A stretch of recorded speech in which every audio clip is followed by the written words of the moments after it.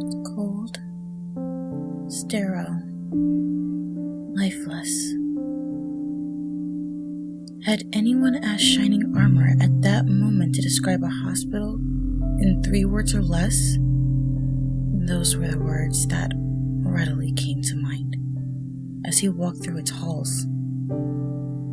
His hoofs clicking against the floor tiles as he walked, the fluorescent lights overhead beating down on him and causing a bead of sweat to drip down his brow as he walked past rows and rows of identical doors. His entire body felt like it was on autopilot, his legs carrying him to his destination automatically while his mind lay elsewhere. After what felt like hours of walking, Shining finally stopped in front of one of the doors.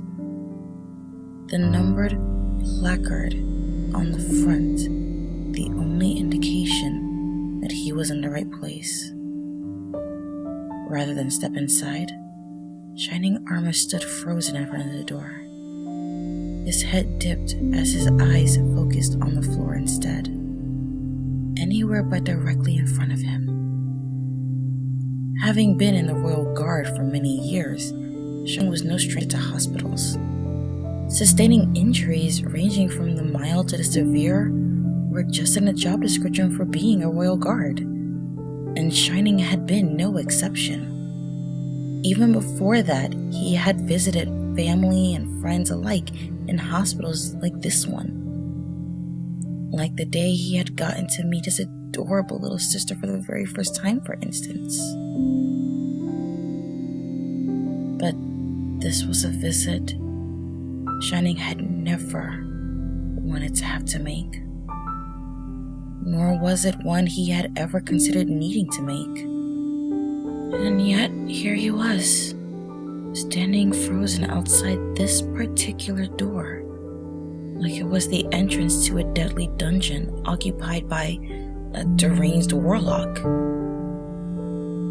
In truth, Shining would have taken the warlock over this any day.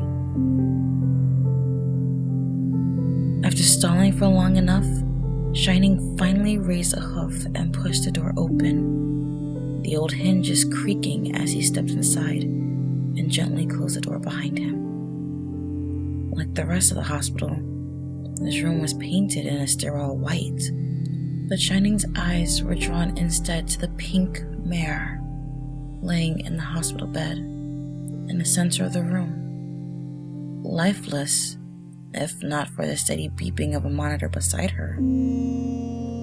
With a heavy heart, Shining walked up to the side of the bed and gazed at his loving wife's face, her eyes shut and an oxygen mask placed over her muzzle, though in no way any less beautiful than the day he had first laid eyes on her.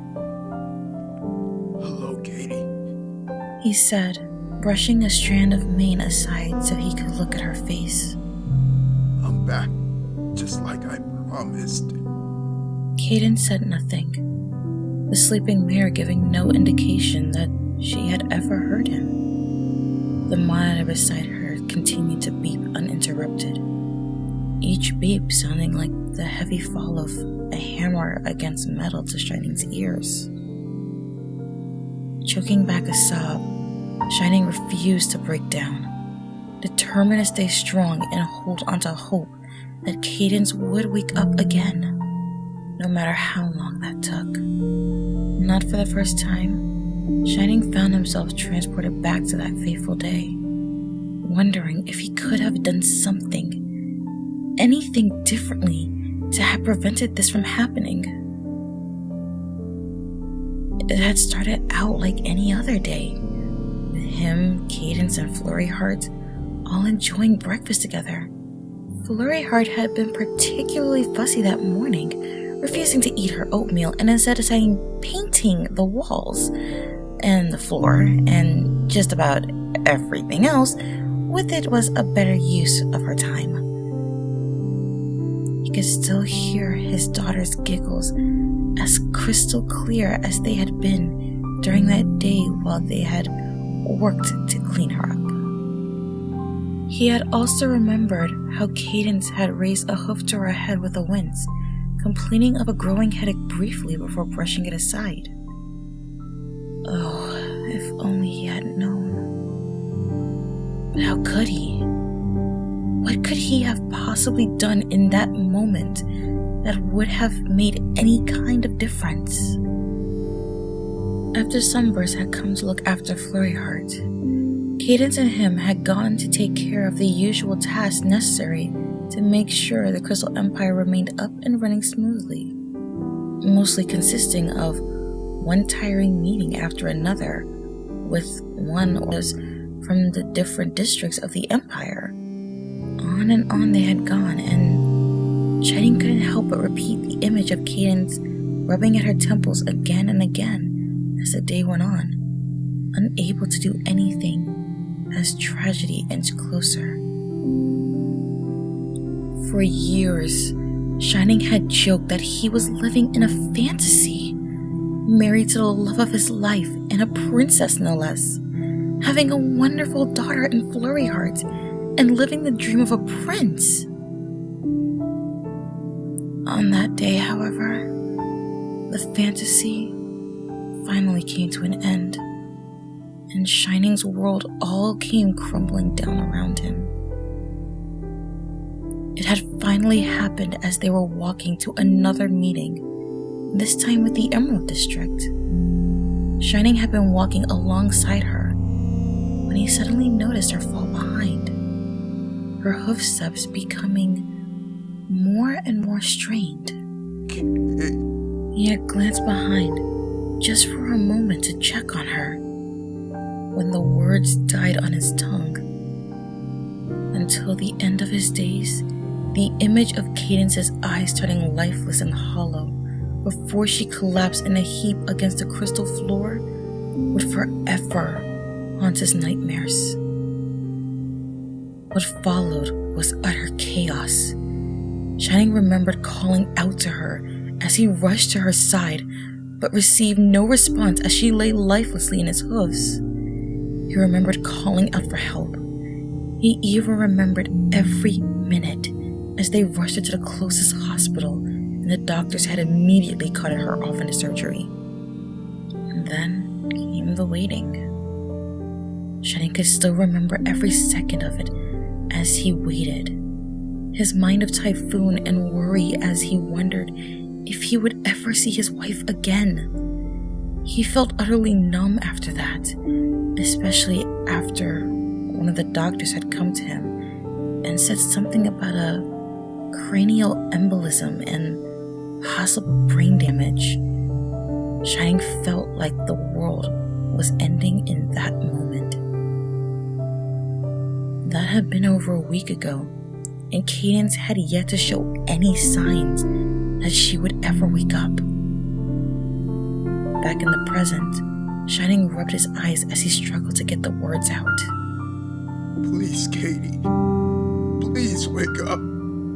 He pleaded again and again, praying that his words would reach through to her somehow. We all miss you. Sunburst. The Crystal Ponies. Flurry Heart has started wondering where you are. And why her mommy hasn't come home yet.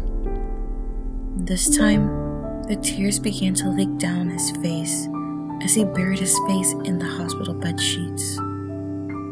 Please.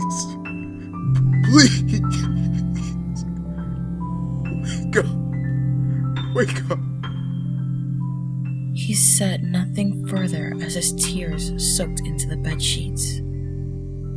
Light knocking against the door made Shining glance up as a nurse stuck her head into the room. "Sorry to interrupt," she said delicately, "but I just came to let you know that visiting hours are almost over, Shining Armor. Should I come back later, or..." No, I was just about to leave. Shining quickly replied, wiping the tears from his eyes. Leaning forward, Shining planted a quick kiss on Cadence's forehead. Sweet dreams, Katie. With that, Shining walked back towards the door, sparing one final longing glance at his sleeping wife before stepping outside and quietly closing the door behind him.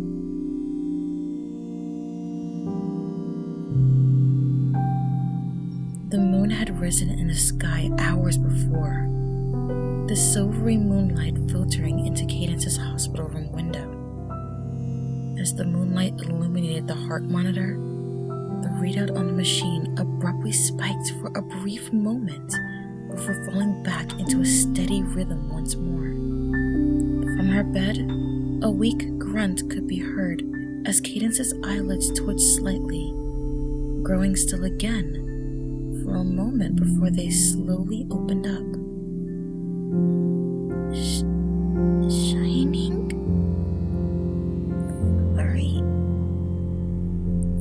Flurry heart. Support me on Patreon and Ko-fi. Links in the description. Thanks for listening, and be sure to subscribe. Good night, every pony.